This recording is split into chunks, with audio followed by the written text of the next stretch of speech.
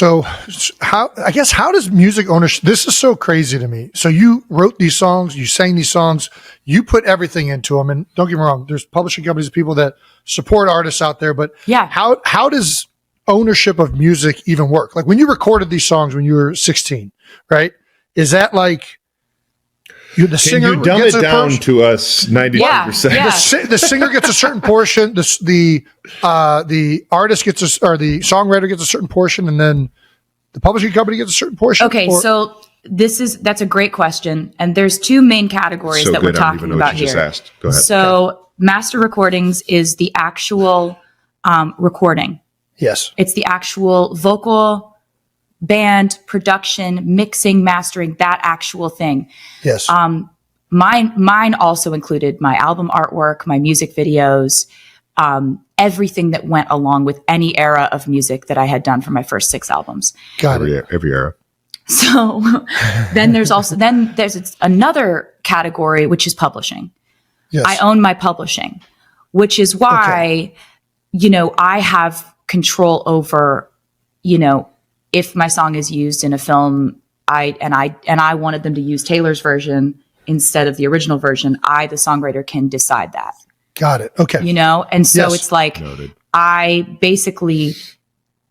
always been very lucky because my publishing was protected. A lot of artists have their publishing sold away from them, or they sell their publishing, and and a lot of artists, it may not be important to them. It was always important for me. The publishing aspect of it has always been something I've had firmly in place, which is great because my songwriting is the core of why I do this, why I love it so much, and what I think has made anything happen in my career at all. Greatest songwriter of all time.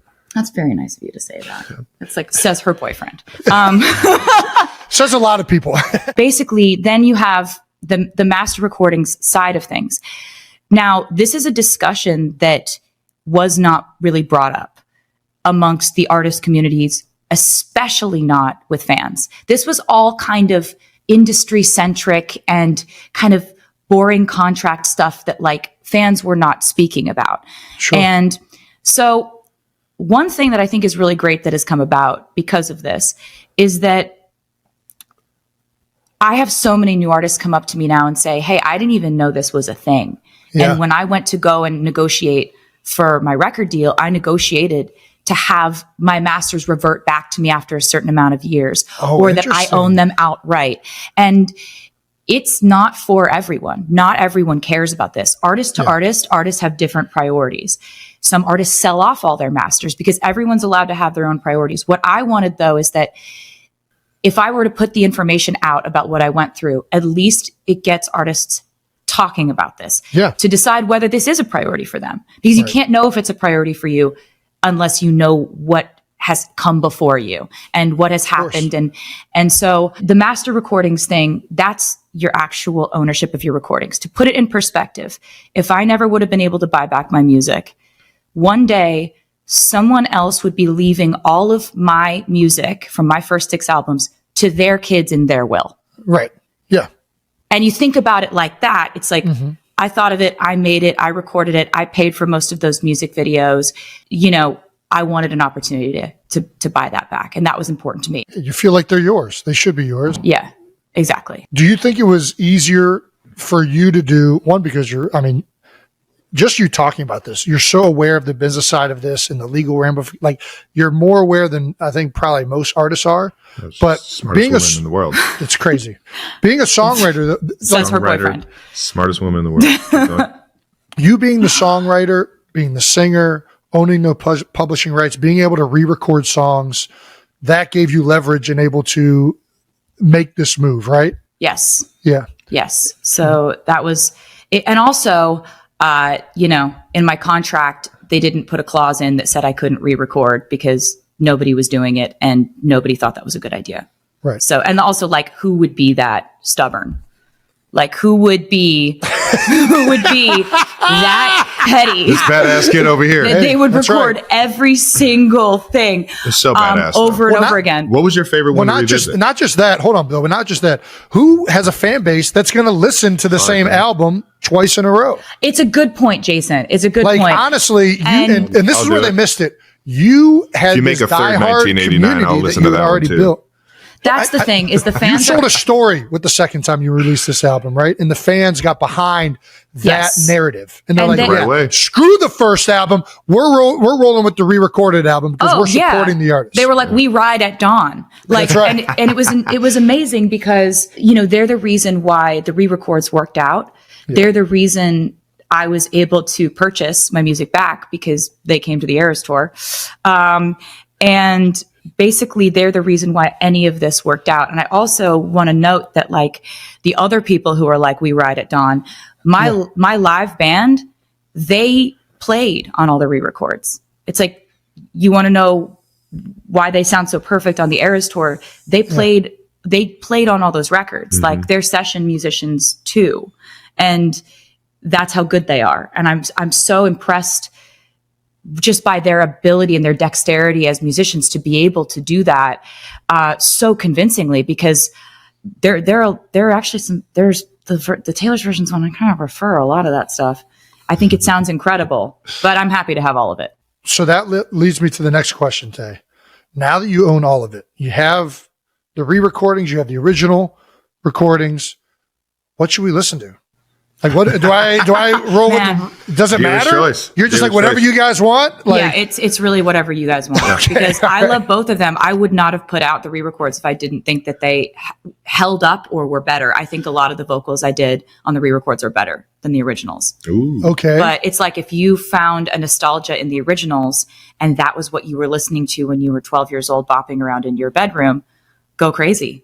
Yeah. We got them all. I'm going to start doing comparisons. That's what I got to do. I just got to start doing comparisons. Yeah. You're going to listen to every beat. Yeah. You're certainly, it's not mandatory, Jason. I mean, it sounds like a good time. I'll say this. There's a few good playlists out there that have a mixture of them all. You've been streaming? Yes. Thank you. I've been streaming for about 2 years now. Oh, that's fantastic. Thank you so much. That's why we got that spike in the, That's in what it the was. 35-year-old Travis Kelce. male demographic. Right. Yes, that Hey. 1.7 billion, that was at least 1 billion of those, for sure. We have one IP address from one iPhone that continually is listening to this playlist. Did you have a favorite album that you re-recorded that, like, are there different eras that you liked recording more, re-recording? I really liked them all, but I think Red was very special. There were songs that I called From the Vault songs, and there was one which I think is maybe my favorite song I've ever written, called All Too Well, the 10-minute version, where I unearthed. There were originally so many more verses in that song than ended up being on the album that I had put out when I originally put out Red. I made the glorious, fortuitous mistake of saying that to my fans in an interview. Words. You know Okay. what those words I mean. love it. You're so handsome. So basically, I said that in an interview to my fans, and they just like hung on to it. They were like, "Where's the 10-minute version? Give us the 10-minute version." Yeah. And when it came time to doing Taylor's version and re-recording the album, I went back in, found the verses, restructured the song to the way that it pretty much was when I had originally written it, put them back in.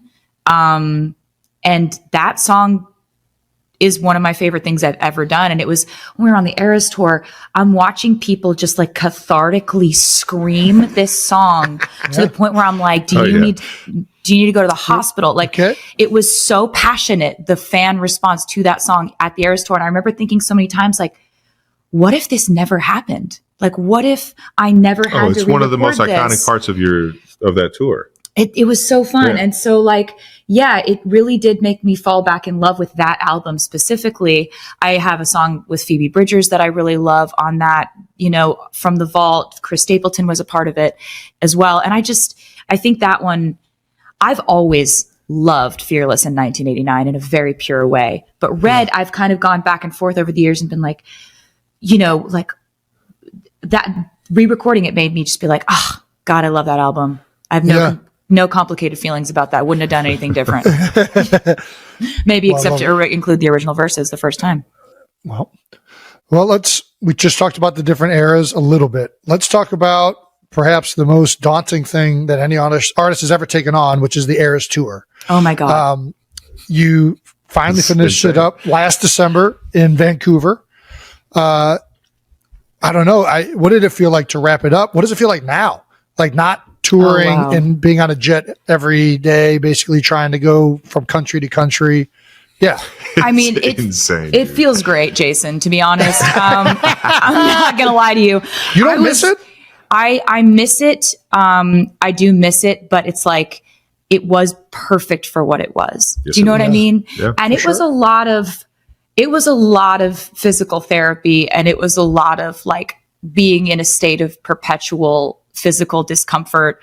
Kind of like when you're in season, you know? Yeah, no. I'm listen, not getting hit my first time. by huge 300 pounders, but the heels. No, when I saw the for that recovery long, station in the hotel room after with the toe spacers, I got an acupuncture mat. I've got. Shit, I'm telling you, dude, the similarities were crazy. I'm like, oh my gosh, she We're like does more than I do. We're like comparing after- physical therapy stories, like recovery stuff. But Have you ever tried taping your ankles? We I'm a big related taper. on how much The big torture we ankle put our tape guy. bodies through. Yeah. I miss it because I miss the fans and I miss that connection. But at the I miss same it time, too. it was so special. It was like the most formative time of my life. I learned so much about how far I can push myself, and if I set a goal, making that a 3.5 hour show in the beginning of the tour, it's like you can't like be sick one day and then decide tonight it's going to be 2.5 hours. Right. And it's really just like prioritizing the fans' Toughness. experience before anything else. And I can my do it fellow with a broken heart. yeah, Don't get me started. like- Dude. Don't you get me started. Fine. or like stomach flu, or like just like aching feet, or blisters, or whatever. Like it just was Which she had all of this going through, and usually it's all like at the same time. But it going was- into her fourth show. Yeah, and it's just it was kind of the coolest thing in the world, because when we were putting together this tour, I had some really lofty goals I wanted to reach conceptually, because I wanted to show fans, and especially younger fans, visuals and sort of performance art references that were really important to me as a kid, and what inspired me to want to do this, right? So like I wanted to put elements of musical theater, Broadway, ballet, scenery that you would see in an opera, Who thinks like this? I was about to say, I watched the whole tour. I just thought it was amazing. I didn't notice. But that's exactly it. I wanted it to be references that I thought were really high concept and really high value for fans, and for them to see things they hadn't necessarily seen before, all in one concert. But I wanted to do it at the highest intensity, rapid fire. You're seeing something new every 15 to 30 seconds. And so it feels like you're scrolling in an algorithm, Yeah. right? Yes. And when I heard reports of people saying that they got actual amnesia after the concerts, I was like, oh, I think we did it. Yeah. I think Nailed it. we It's did it, nailed it. That's how we do it. That's genuine. I wasn't even shooting for that goal, when they're like, I saw so many things and I experienced a state of euphoria that I now don't remember what happened to me. I was like, oh my God. All Oh I my remember God. is that she didn't want to meet me. That's it. That's it. That's all he got about. And as much as you, and I've told you this, as much as you want to, give New Heights credit, I give the Eras Tour credit. Yeah. I give the Eras Tour credit Tell me because more. if I would have never gone to that show and been mesmerized and just been captivated, Yeah. and then left with such a desire to want to meet you, I would have never went on here and told everybody how butthurt I was. Yeah, I'd never just been so engulfed in the curiosity of who you were. Oh, that's And look really at this. I really, wonderful. You know, I one really of the have. best things about that last statement is you didn't even know what the word engulf meant before, like you met Taylor. Like you've broadened your horizons so much. We're the perfect. I'm telling you, it's so. She makes me so much better. So Thank you for saying that. Thank you for saying No. that. and then, but it's like you see you on the stage and you see how crazy you can get an entire stadium going, and then I get you in a room and it's like I've known you forever. It's like it was just the easiest conversation I ever had, and it was just so much fun that it just it knocked my socks off, from what they say. Knocked your socks off. Yeah, Thank you. I felt she the blew same me exact away, way and about you. I had never experienced something so mesmerizing on stage, and then so real and so beautiful in person. Hey, that's Should I leave? wonderful. I'm just gonna Yeah, I think so. Honestly, Oh, at this sorry. point, I think everyone should leave. I don't know where to go from here now. How many countries did you do the Eras tour in? 47,000 countries, Jason. You just listed that in the beginning. Well, I said 51 cities, which I don't know if that's It right. was a lot of countries. 150? What was really fun about all the countries that we went to is when we first started dating, he was like, I always wanted to go and really vacation in Europe and see it was Australia so much fun. and, go to Asia. And I was like, well, I got a tour for that. It's coming up. Oh, nice. You got room for a 6'5" guy to Yeah, we can come figure it hang out. Like, no, the dimensions are wild, but we'll make some room. I think we'll have to leave some equipment trunks behind Thank you for to accommodating. accommodate the size. But absolutely, we'd be happy to have you. And we got to travel the world and have vacations and adventures when I wasn't on stage, which was really fun because like Europe was so fun. Australia is amazing. Yeah. It was great. And that entire part of our lives, like I was on tour for so long and now I finally am not on tour. And it's kind of great because I'm getting my hobbies back. Like when I was on tour, all I had the bandwidth for was what's the acoustic mashup this week? How do I say welcome to the Eras tour in Portuguese? That was the only thing taking up my brain space. And now it's been so fun to see what Taylor actually gets into around the house. it's like I'd say all my hobbies could be categorized as like hobbies you could have had in the 1700s. Like I get on my love granny that. shit. You enjoy doing all of these homey things. That's basically what you're saying? Yeah, I like to sew. Yep. I specialize, as you know, in children's purses and baby blankets. I make two things, and I that's do know it. that very well. Very good at these two things. I love to paint. I love to cook. I have a Bake? different baking obsession every 6 months. I'm the luckiest man in the world. Right now, Dude. right now we're very deep in a sourdough obsession that has taken I am over my aware. life. Oh, I am aware. Yeah. And Yes. I'm very deep in it now. You've got Right? me deep in this. I'm Because lucky. of- I'm lucky. I'm working as much as I am and running as much as I am because I'm getting the caloric intake. Yeah, he I'm asked me to carboned up. send him 2 loaves of sourdough at training camp. I'm like wrapping sourdough loaves in like saran wrap or whatever, like cling film. The sourdough's taken over my life in a huge way. I'm really talking about bread 60% of the time now. It's become a huge factor. I mean, and she's getting good with making all these different versions of it. Oh yeah. Yeah. My favorite one was probably, the regular sourdough is one of my favorites, but the blueberry. Yeah, we do. There's a blueberry lemon. There's cinnamon swirl, cinnamon raisin, and this one I've been workshopping for the girls because they love everything rainbow. Funfetti sourdough. Oh my gosh. That's going to blow their mind. No, it will. Because Yes. they love sprinkles. Like we put sprinkles in everything when we hang out. Yeah. It's really, She's a loafer for life now. yeah. And it's gotten Loafer. pretty crazy over here. I'm just like always like baking bread and texting my friends and being like, can I send you some bread? I need some feedback. Do you like this one better than you liked the other one? Like I did the rise a little differently. I'm on like sourdough blogs.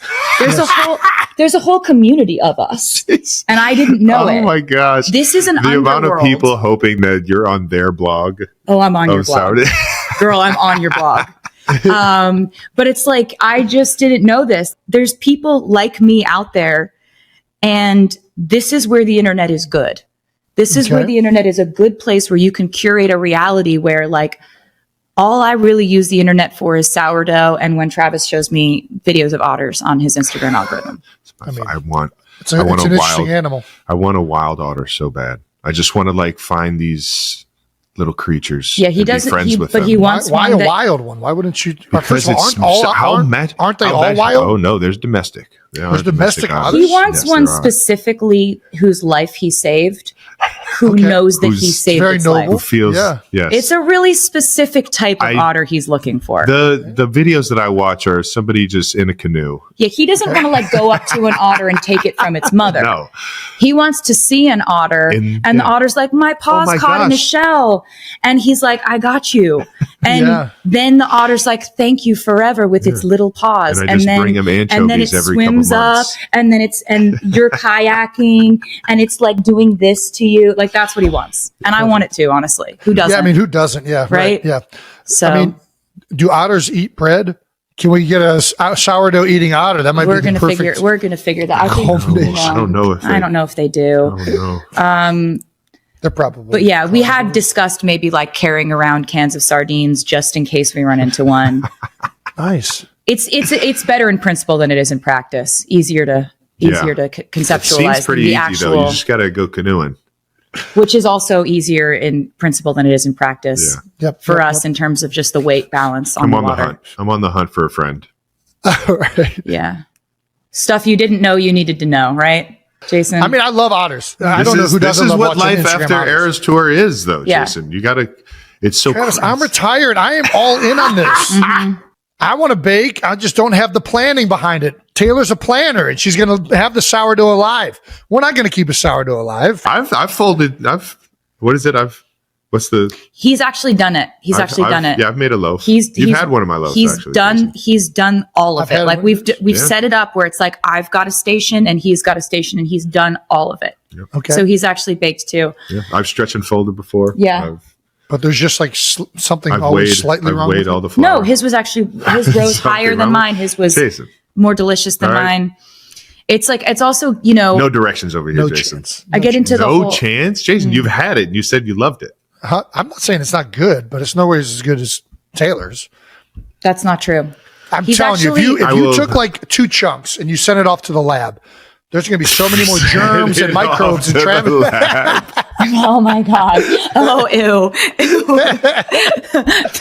the bacteria count. What is the fungus in this that's on this one? No, I'm Yeah. kidding. That's the sourdough, Jason. There's Don't like- even. That's the sour. Okay. Why is there chest hair in it? How did you? Yeah. There's like The chest. apron's too low. There's like chest It hair in doesn't- his. There's cat hair in mine. It's just like both of these are completely inedible. But it's crazy how many puns you can make. Cause I do I got bread bags and I got, Yeah. labels. And so you can really go for it with the puns. You go, are you ready for it? Are you ready? Ready? Ryan? Flower song is the slamming screen door. That's horrible. Okay. It's a loaf story. Baby, just say yeast. Just say yeast. Yeah. What's the She's one I was good with doing? words. Dough. Keep going. It's a loaf story. I should have said dough. No, it's horrible. Loafing him was bread. It's bad. You don't know that song, and that's okay. I love you. It wasn't on the tour. Tour. So we do have this. I did fuck that up. 21 countries. Did you learn anything throughout is there anything at the end of the tour when you were wrapping up that you wish you had been doing the whole time? Is there anything you would do differently now that the entire tour is wrapped up? No, I'm really glad that I didn't know it would have gone on as long as it did. Yeah. I'm glad that I got to actually be prepared for this tour the way that I was, because, in previous tours, I had noticed that I would get on the tour and I'd have to get my stamina up throughout the tour. And by the last quarter of the tour, I'd finally hit my stride stamina wise. And I'd be like, oh, I can do this easily every night. Yeah. I wanted to be at that point at the beginning of the Eras Tour. So that's why I did so much more training, so much more endurance training and cardio and stuff that doesn't come naturally because I'm not an athlete. So it's like that stuff I have to really force myself to do. Don't you say that. Don't you say that. I mean, don't you dare say that. It's how I feel. And I don't even, it's not like I say that in a disparaging way. I don't care at all. Okay, fair enough. But why do we take it that way? I it's don't know. not like, I'm like, I'm not an athlete and that's fine. Like I play instruments. I take it that way because we're undefeated on the beer pong table. I've seen you throw a football. No, that's not good. And that's not good. It does. No. It does. You can. No. Spiral? Yes. You gotta be real. It's better than me. Because it's not, there's no spiral. I don't think I've ever caught anything that's ever been thrown to me, near me, I've seen it. Around You're just disinterested in being an athlete. That's true. Can you hit something with a stick?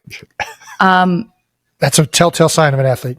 Good with a stick. No, I don't know, Jason. I've never tried that. So it's like we got to try this out now. We're going out back here's after the thing, this. right? My relationship with sports was like, I grew up in Pennsylvania. I always heard my dad yelling at the screen watching Eagles games. That was always the sports sounds that I heard in my house. However, I was up in my room playing guitar, learning instruments, playing piano. I was focused on different things. I was like so laser focused on music.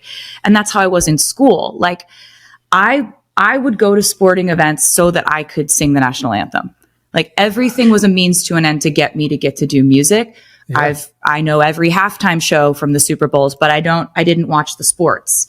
No. And so watching Travis, the Eras tour and seeing that power skip, I knew you were an athlete from the power skip. You're just saying I words. knew it. It's one of my favorite parts. Just telling lies. Just see you just skipping down that runway. Just looking like a giraffe that's limbs were put on all wrong. Not everybody can skip, but not everybody can power skip in heels. Yeah, in heels. That takes athleticism. Thank you. I appreciate that. Just saying. What a unique compliment.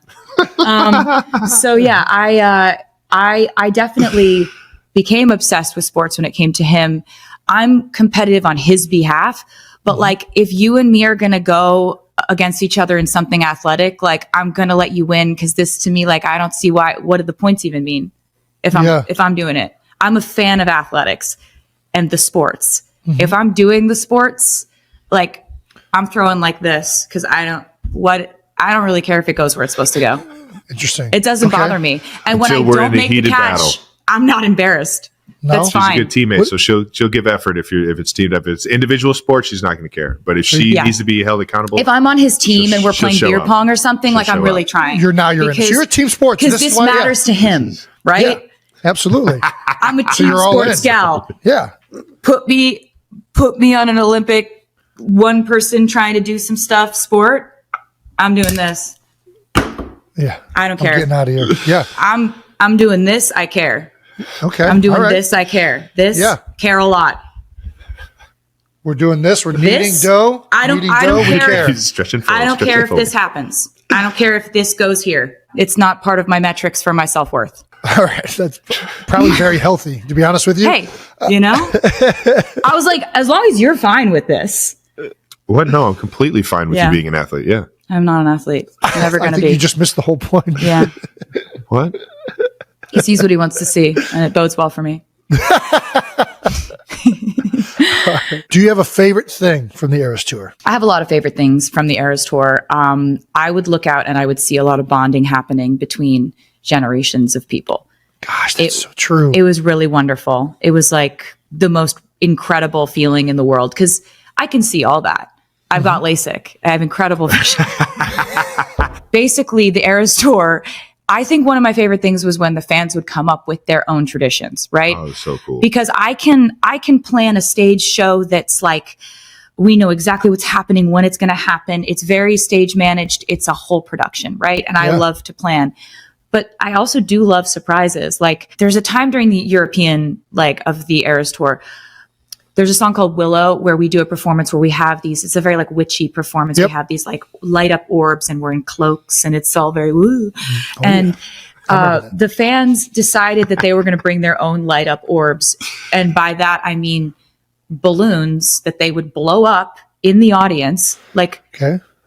And then they would they would use their phone light behind it and create a light up orb. When I tell you I looked out, or a glow stick, whatever. They would figure out ways to illuminate them themselves. And it was insane to look out and see spontaneously thousands of these orbs just go up.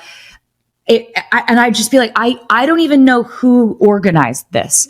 Yeah. Was there a group text? How did you guys even do this? It was so cool. special. Yeah. It felt like we were all part of something together in a way that couldn't be planned. And there's, as much as I love and relish in planning, it was really fun that they would do things to sort of delight me every once in a while. They had little chants. They had all these traditions. By the end of the tour, it was like Rocky Horror Picture Show, where they have their own show, literally. Right. It was, I remember being in Gelsenkirchen, Germany. And you know what? What did you just say? Gelsenkirchen? Love is him Gelsenkirchen? learning that. Yeah. That's that's a city? He came to I think. Gelsenkirchen I think that's how and you say supported it. me I've never there. heard of this. If you say it with a German accent, it probably sounds more like the actual city, but Okay. my American accent is Gelsenkirchen. Gelsenkirchen. And I remember seeing that part of the show, and they were literally doing circles and like putting the orbs up in the air and passing them to each other like they were performing. It was so beautiful. They were crazy. so committed. I've never played for crowds that were as committed. Yeah.